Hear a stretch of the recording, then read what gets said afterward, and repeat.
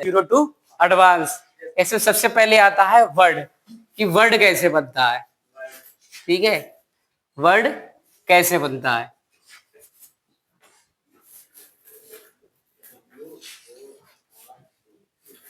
ठीक है, वर्ड कैसे बनता है, जब लेटर आपस में मिलते हैं या अक्षर आपस में मिलते हैं और उनका कोई अर्थ निकलता है, एक सही अर्थ निकलता है, तो क्या बनता है, वर्ड बनता है। ठीक है, क्योंकि सबसे पहले अगर हम सेंटेंस या और एडवांस लेवल पे जाएंगे तो वहां हमें वर्ड्स ही मिलते हैं जो मिलके क्या बनाते हैं, सेंटेंस बनाते हैं। ठीक है, तो जो हमारे ए टू जेड होते हैं, ए टू जेड, ये मिलकर ही क्या बनाते हैं, वर्ड बनाते हैं। क्या बनाते हैं, वर्ड बनाते हैं। ठीक है अब वर्ड में इसमें ए से लेके जेड तक कुछ वॉवेल्स होते हैं और कुछ होते हैं कॉन्सोनेंट्स। ठीक है, वॉवेल्स जैसे ए, ई, आई, ओ और यू। ठीक है, ये जो होते हैं इनकी खुद की पहचान होती है, जबकि जो बाकी जो 21 लेटर बचते हैं, ठीक है, उनकी कोई पहचान नहीं होती, वो इनसे मिलकर ही क्या होते हैं, बनते हैं। तो वर्ड कैसे बनते हैं, जब एक से अधिक, एक से अधिक लेटर या अक्षर मिलते हैं और उनका अर्थ निकले। क्या निकले, अर्थ निकले, तो वह क्या कहलाएगा, वर्ड कहलाता है। वर्ड या शब्द कहलाता है, कहलाता। ठीक है, जैसे फॉर एग्जाम्पल, अब जैसे हम ले रहे हैं, ये वर्ड ही ले रहे हैं। क्या ले रहे हैं, वर्ड का एक मतलब होता है। क्या मतलब होता है, शब्द। ठीक है, जैसे हम किसी का नाम ले रहे हैं, जैसे हो गया हमारा राधा, जो बहुत पॉपुलर है, बोल दिया, पहले ही बोल दिया मैंने। ठीक है, जैसे इसमें देखो आर एक लेटर है, ए एक लेटर है, डी एक लेटर है, एच एक लेटर है और एक लेटर, ये जब मिले मतलब ग्रुप वाइज हुए हैं, तो इनका एक क्या बन गया, वर्ड बन गया। ठीक है, सही। अब आते हैं हम सेंटेंस पे, सेंटेंस कैसे बनते हैं।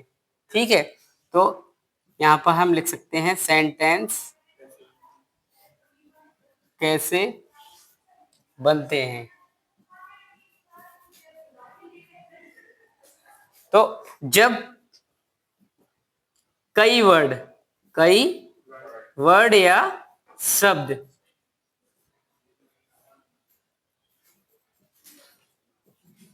आपस में मिलते हैं, आपस में, ठीक है, और उनका एक उचित या प्रॉपर क्या हो, अर्थ हो, तो उसे, ठीक है, क्या कहते हैं हम, सेंटेंस या वाक्य कहते हैं। सेंटेंस या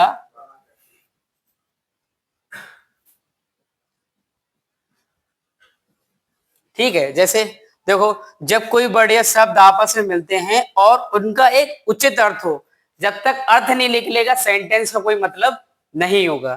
ठीक है, जैसे जब तक कोई लेटर आपस में मिलेंगे और मिलने के बाद कोई अर्थ निकलता है या मीनिंग हो उसकी, तभी वो क्या माना जाएगा, वर्ड माना जाएगा। वैसे ही जब वर्ड मिलते हैं, क्या मिलते हैं, जब वर्ड मिलते हैं उनकी कोई एक मीनिंग हो, कोई अर्थ हो, बिना मीनिंग का या बिना सेंस का कोई भी सेंटेंस नहीं होता है। ठीक है, जैसे एग्जाम्पल ये ले लेते हैं हम,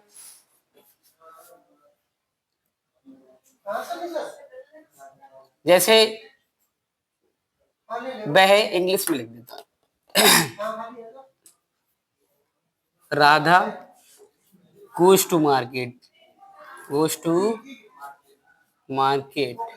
ठीक है, अब देखो राधा कहाँ जा रही है, मार्केट जा रही है। अब अगर इसको हम रीअरेंज करें, देखो ये हो जाएगा हमारा मार्केट टू राधा गोज। अब इसका कोई अर्थ निकालो, इसका कोई अर्थ नहीं है। तो जब तक शब्दों का समूह मिलने के बाद उनका कोई अर्थ ना निकले तो वो कोई सेंटेंस नहीं माना जाता। जैसे कि वर्ड भी, अगर उसका कोई लेटर इधर उधर हो जाता है और उसका अर्थ नहीं निकलता है तो वो क्या नहीं होगा, शब्द या वर्ड नहीं होता है। ठीक है, जैसे राधा गोज टू मार्केट, एक अर्थ निकल रहा है, लेकिन मार्केट टू राधा गोज इसका कोई अर्थ नहीं है। ठीक है, सही। अब लिख लिया, मिटा दूं? अरे आपकी बात है, बिल्कुल बिल्कुल पूछो यार, ताकि अगर कुछ गलती मुझसे हुई वही भी मैंने समझ जाऊंगा। जो alphabet A B C D जो बताया ए टू जेड तक उन्हें लेटर कह दिया, क्या फिर हम अल्फाबेट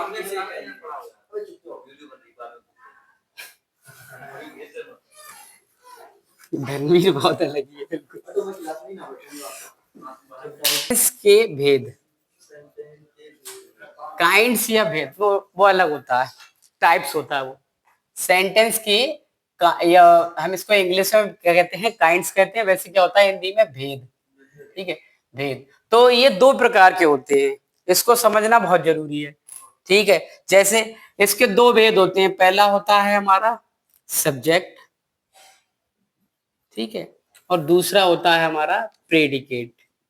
प्रेडिकेट, ठीक है, इन दोनों का रोल सेंटेंस में सबसे ज्यादा होता है। ठीक है, जैसे अब हम अगर इस सेंटेंस को ही ले लें, ठीक है, तो जैसे मैं लिखता हूं गोज टू, ठीक है, तो इसमें सब्जेक्ट प्रेडिकेट कैसे पहचानते हैं, तो पहले मैं सब्जेक्ट और प्रेडिकेट का मतलब बता देता हूं। वाक्य में जो बंदा या जो भी काम कर रहा होता है वो हमारा क्या कहलाता है, सब्जेक्ट कहलाता है। और उस सेंटेंस में जो काम होता है, जैसे जो भी काम या जो भी एक्शन हो रहा है उसमें, वो क्या कहलाएगा, हमारा प्रेडिकेट। ठीक है, इसको हिंदी में कहते हैं कर्ता, इसको हिंदी में कहते हैं विधेय।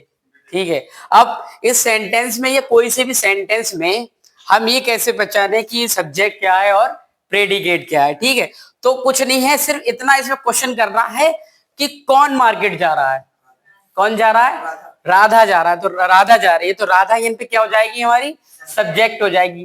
क्या काम हो रहा है, मार्केट जा रही है, तो इतना ये सब क्या हो गया, हमारा प्रेडिकेट हो गया।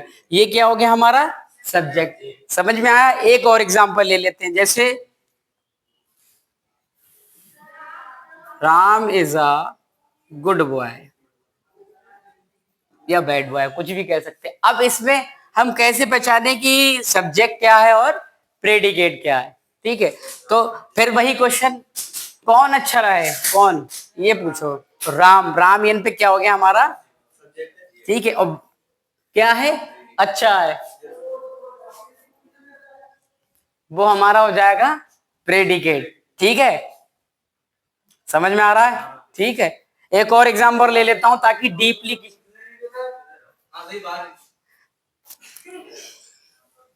सही है, और देखते हैं हम, और सेंटेंस ले लेते हैं, जैसे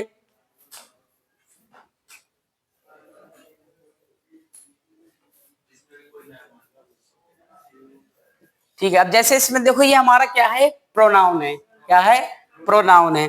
तो अब ये कंफ्यूजन नहीं होना चाहिए कि इसमें सब्जेक्ट कैसे ढूंढे और प्रेडिकेट कैसे ढूंढे। सिर्फ एक क्वेश्चन ही फिट करना है, कौन विद्यार्थी है या कौन टीचर है, तो कौन है, तुम या यू।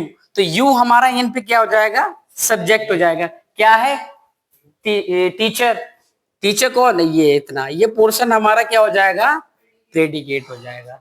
ये होते हैं सेंटेंस के भेद।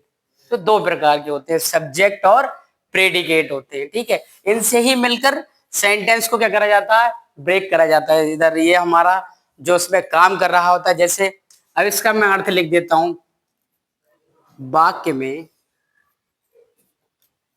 काम करने वाला। ठीक है, इसमें जो काम, जो काम हो रहा है, हो रहा है, या जो भी एक्शन हो रहा है वो हमारा सब क्या हो जाएगा, इन पे प्रेडिकेट हो जाएगा। ठीक है, जैसे हम थोड़े से एग्जांपल और ले लेते हैं ताकि डीपली क्लियर हो जाए।